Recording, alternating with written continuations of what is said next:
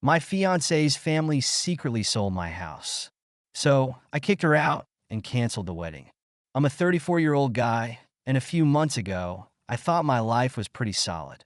I had a house I worked hard to buy, a fiancé I thought I loved, and a future I was genuinely excited about. Turns out, I was wrong about a lot of things, especially about the person I was planning to marry.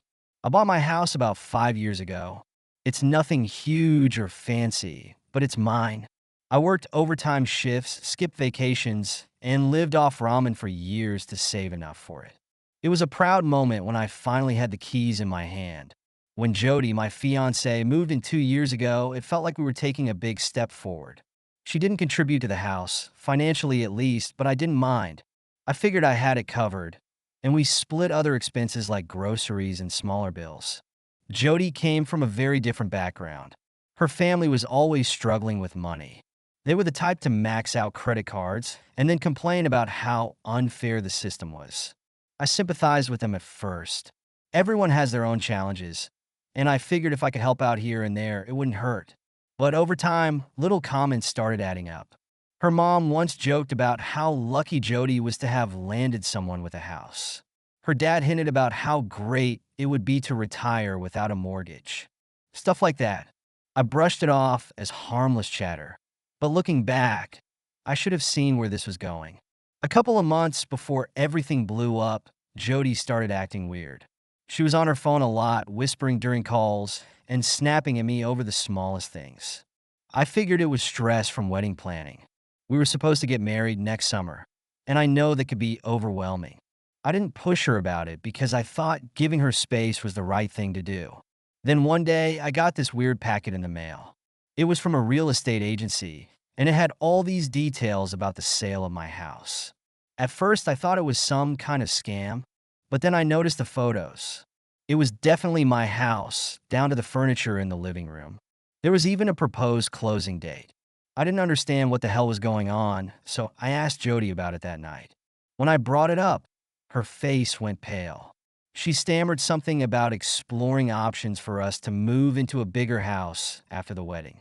She said she wanted it to be a surprise. That didn't make sense to me. If we were going to move, why wouldn't she talk to me first?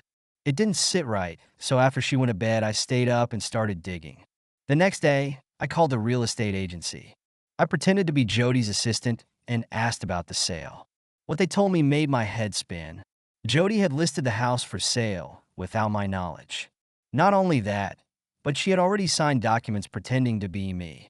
She told them she was a co-owner, which was a complete lie, and had secured a cash buyer. The sale was set to close in 2 weeks. I asked why she was in such a rush to sell, and that's when the final piece of the puzzle dropped. The agent said Jody mentioned needing the money urgently to help with family obligations. I sat there in disbelief. I knew Jody's parents were in deep financial trouble. They were on the verge of losing their house. It all made sense now. She was planning to use the money from my house to pay off their mortgage. That night, I confronted her. I printed out every document I had and laid them out on the dining table. When she came home, I asked her to sit down. She looked at the papers and froze. "What's this?" "This," I said, "is proof that you tried to sell my house behind my back.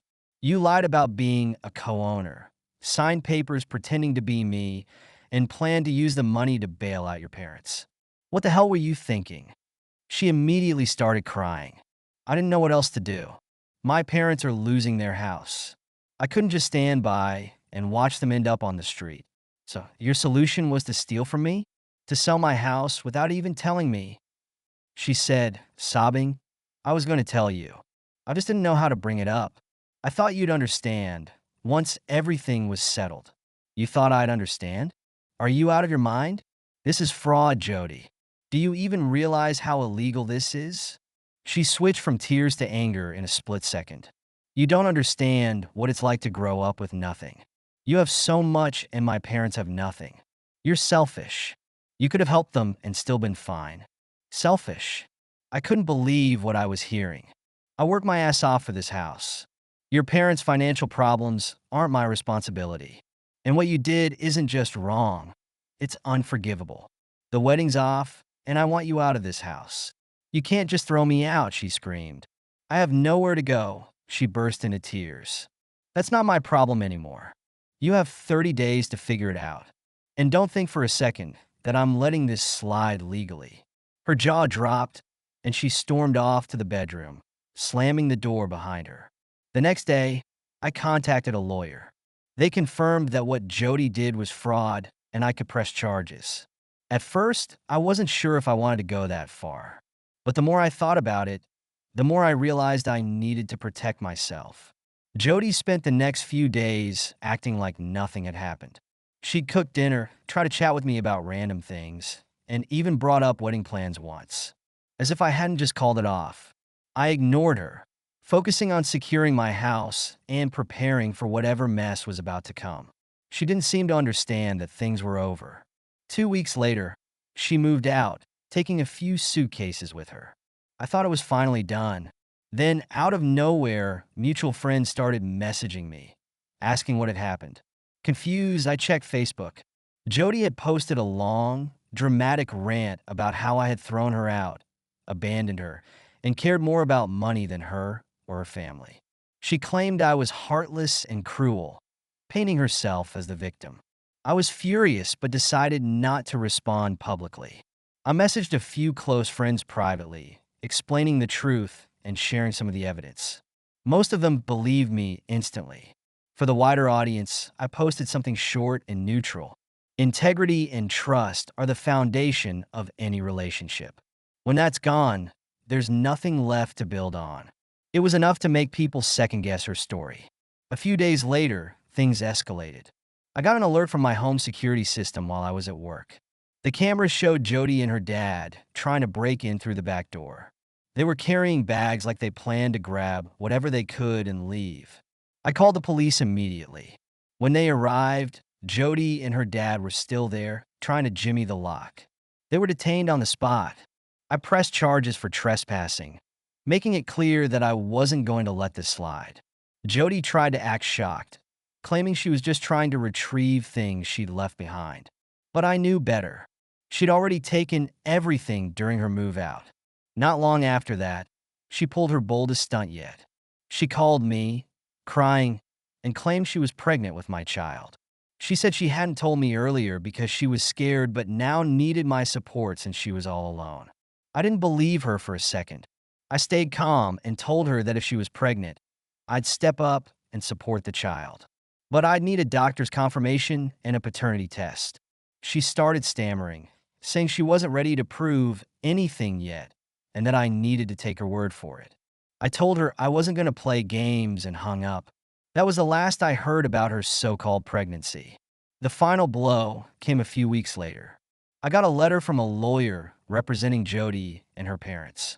They accused me of causing emotional distress by breaking off the engagement and evicting her. They even claimed I owed Jody compensation for the years she lived in my house, arguing that she contributed to my life.